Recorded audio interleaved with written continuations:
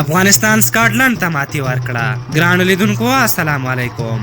د ګلبدین نایب په کپتانۍ کې د افغانستان لومړی بریا نن په ایډنبرګ کې د افغانستان او سکاټلند ترمنځ لوبه افغانستان د 2 منډو په توپیر وګټله. د لوبې پټه سکاټلند وګټله او لومړی د توپوهنې پریکړه وکړه چې د کالوم مکلیوډ د سلیزي او کویلکوټ زرداني مسلیزي په مټ یې افغانستان ته د 326 منډو هدف ورکړ. په ځوابي لوبه کې د رحمت شاه زرمتي د بهترین اننګز سلیزي او د حشمت الله شهیدي او محمد شهزاد محمدي د نیمه سلیزي په مټ په 4.5 اورونو کې 289 منډې جوړې کړې چې له هغې وروسته باران شو، خو افغان لوبډلې 2 منډې مخکې والی درلود چې له دې سره افغان لوبډلې لوبه وګټله او د اروپا سفر یې په کامیابۍ سره پیل کړ.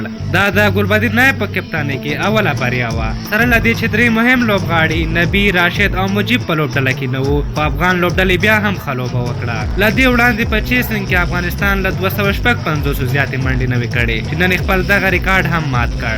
افغانستان به له دې وروسته 2 لوبې د آیرلنډ سره ترسره کړي او له هغه وروسته به یوه تمریناتي لوبه د پاکستان او یوه تمریناتي لوبه د انګلستان په وړاندې ترسره کړي او د مۍ په 13 نیټه به په انګلستان کې نړیوال جام پیل شي. تاسو ټولو دوستانو ته د مبارک وي. تاسو د اروپا په سفر کې د افغان لوبډلې د لومړي بریا په هکله څه نظر لرئ؟ افغان لوبډلې څنګه لوبه وکړه؟ څه نیمګړتیاوې او خوبیانې موجودې وې؟ خپل نظرونه مو په کومنټ کې راسره شریک کړئ. تر بلې ویډیو مو په لوی او بخښونکي خدای سپارم. د الله په امان.